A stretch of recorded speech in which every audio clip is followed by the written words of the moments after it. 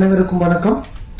மேடையில் வீற்றிருக்கும் என் குடும்பத்தாருக்கும், கீழே வீற்றிருக்கும் குடும்பத்தை பாதுகாப்பவர்களுக்கும் கூடான கூடிய நன்றியோடு வணக்கம். இந்த படத்தோட ட்ரெய்லர்ல கடைசி ஒரு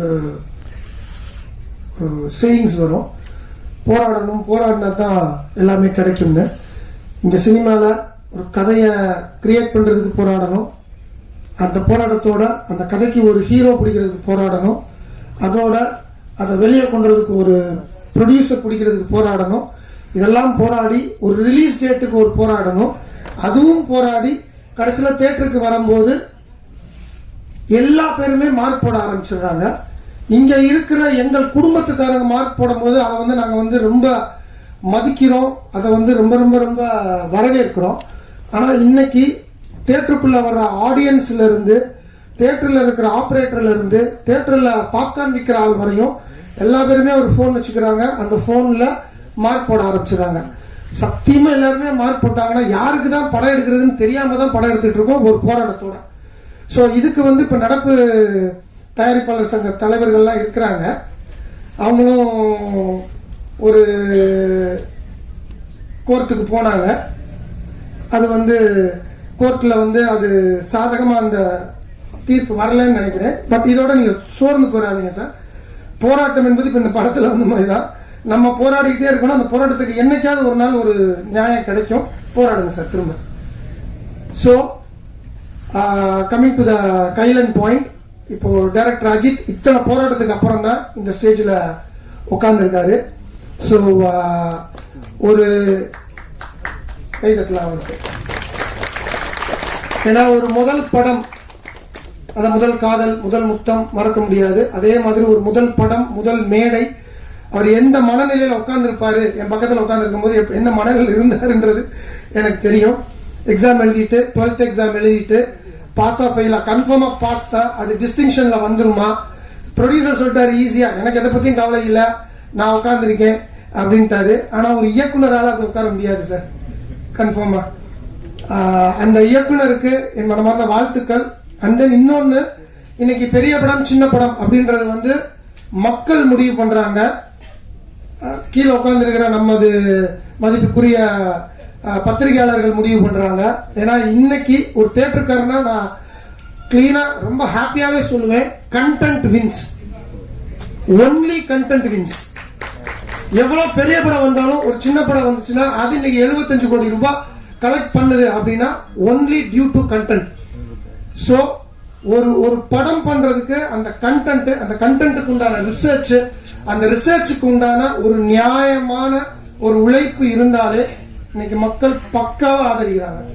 கடைசியா வந்த மார்கன் படம் முனக்கண்டு நமக்கு ஒரு மிகப்பெரிய ஒரு சப்போர்ட். DNA, மார்கன் எல்லா படமுமே ஒரு த்ரில்லர்ல ஒரு நியாயமான ஒரு கதையை நீ சொல்லு, 2.5 hours என்கேஜிங்கா வை.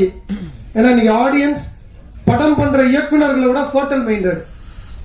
நீ ஃபர்ஸ்ட் சீன் ஆரம்பிக்கும் போதே 13வது ஃபர்ஸ்ட் ரீல் ஆரம்பிக்கும் போதே 13வது ரீல் தாண்டா வரப்போகுதுன்றது அவங்களுக்கு தெரிஞ்சிருக்கு. ஸோ இன்னைக்கு படம் பார்க்குற ஆடியன்ஸை டேக் இட் ஃபார் கிராண்டடா எந்த டைரக்டர் நினைக்கிறாரோ அவர் வீட்டுக்கு போயிடலாம். எந்த டைரக்டர் ஆடியன்ஸோட ஒவ்வொரு விஷயத்தையும் அவங்க அறிவாளி, அவங்களுக்கு மேல நம்ம அறிவாளியா இருக்கணும்னு நினைச்சு ரிசர்ச் பண்றாங்களோ அந்த படங்கள் 200% வின் ஆகும், வின் ஆகியே தீரும். இப்போ இந்த படத்தோட ட்ரெய்லர் பார்க்கும்போதும் எட்ஜ் ஆஃப் த சீட் த்ரில்லரா இருக்கு. ஸோ இந்த த்ரில்லர் மீனிங்ஃபுல் த்ரில்லரா இருக்கும் பட்சத்தில் 200% இந்த படம் கன்ஃபார்மா சக்சஸ் ஆகும். அஜித்தோட நல்ல மனசுக்கு ஆகணும். இன்னொரு விஷயம், அஜித் எனக்கு ஃபேமிலி மாதிரி. ஏன்னா எங்க அக்காவோட படிக்கிறவர், அவரு படிச்சவர். ஸோ என்னோட ஃபேமிலிக்குள்ள இருக்கிற ஒருத்தர் மாதிரி தான். அவர் படம் ஜெயிச்சுச்சுன்னா நான் ஜெயிச்ச மாதிரி ரொம்ப சந்தோஷப்படுவேன். ப்ரொடியூசர் சொல்லிட்டாரு, பிரச்சனையே இல்லை, அவர் ஜாலியா இருக்கிறாரு, அவர் என்ன எந்த பிரச்சனையும் எழுதல. பட் இருந்தாலும் அவர் மனசுக்குள்ள ஒரே ஒரு விஷயம் இருக்கும், படம் ரிலீஸ் ஆகும்போது TCRன்னு ஒன்று வரும், அதான் சார் உங்களோட எக்ஸாம் பேப்பர். அந்த பேப்பர்ல நீங்க பாஸ் ஆகணும்னு மனதார நான் வாழ்த்துறேன் sir. And then music director 2 பேரு, பேக்ரவுண்ட் ஒருத்தவங்க பண்ணிருக்காங்க, சாங்ஸ் ஒருத்தவங்க பண்ணிருக்காங்க. இன்னும் சாங் கேட்கல. So I wish you good success brother. ஹரியை பத்தி சொல்ல வேண்டிய அவசியம் கிடையாது. ஆல்ரெடி காலங்களில் வசந்தம் சாங்ஸே எனக்கு ரொம்ப பிடிச்சிருந்துச்சு. ரொம்ப நான் சொல்லிக்கிட்டே இருக்கேன். சார்ட் பஸ்டர்ஸ்ல ரொம்ப நல்லா வந்த கதைகள். இப்போ தெலுங்குல அவர் பெரிய பெரிய படங்கள் வந்ததுனால அவரோட கால் ஷீட்லாம் தெலுங்குல கொடுத்துருக்காரு. அப்போதான் நான் சொன்னேன், இங்கேயும் கொஞ்சம் கால் ஷீட்ஸ்லாம் கொடுங்கம்மா, கால் ஷீட் கை ஷீட்லாம் கொடுங்கம்மான்னு இருக்கேன்.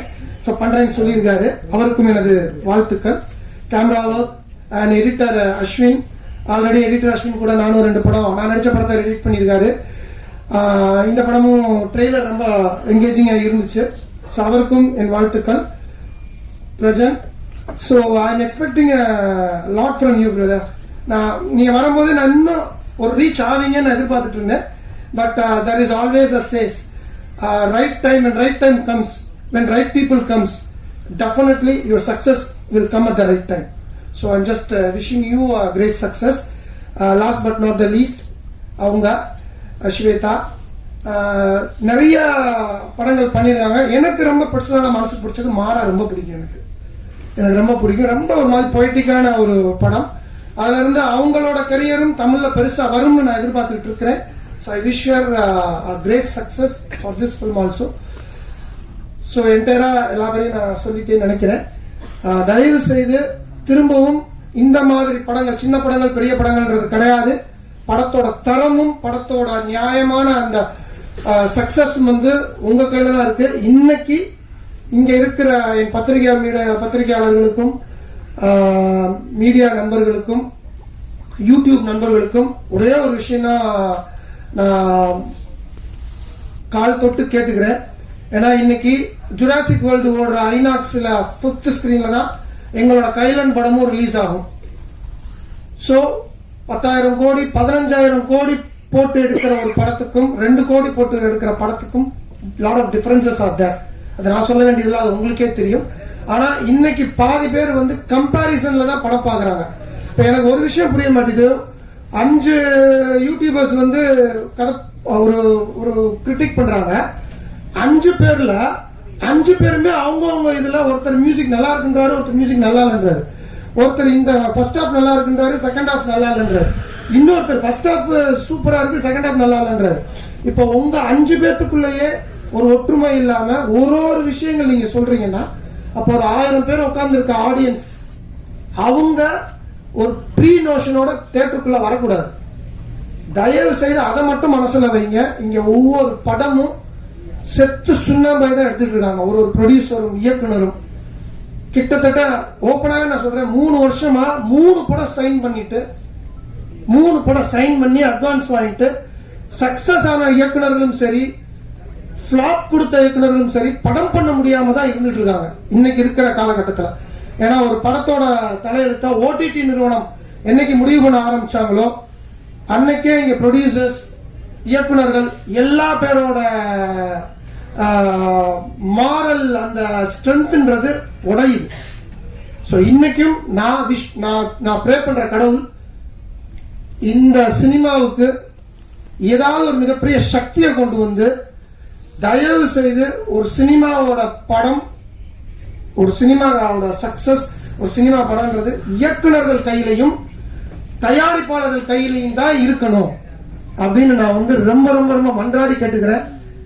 உங்களோட பாதம் தொட்டு கேட்டுக்கிறேன். ஒரு கிரிட்டிக்கும் ஒரு படம் கிரிட்டிக் பண்றதுக்கு முன்னாடி அந்த படத்தோட பட்ஜெட் என்ன, அந்த படத்தோட மேக்கிங் என்ன, அந்த படத்தோட விஷயங்கள் என்ன அப்படின்னு கருத்து பண்ணி உங்களோட கருத்தை சொல்லுங்க. கம்பாரிசன் பண்ணி தயவு செய்து கிரிட்டிக்ஸ் பண்ண வேண்டாம். ஏன்னா சினிமா கொஞ்சம் குத்துயிரும் குலையுமா இருக்கு. அதை வாழ வைக்க வேண்டிய கடமை எங்களை விட உங்க கையில தான் இருக்கு, உங்களுக்கு தான் இருக்கு. அதை நான் ஞாபகப்படுத்த வேண்டிய அவசியம் கிடையாது, அது உங்களுக்கே தெரியும்.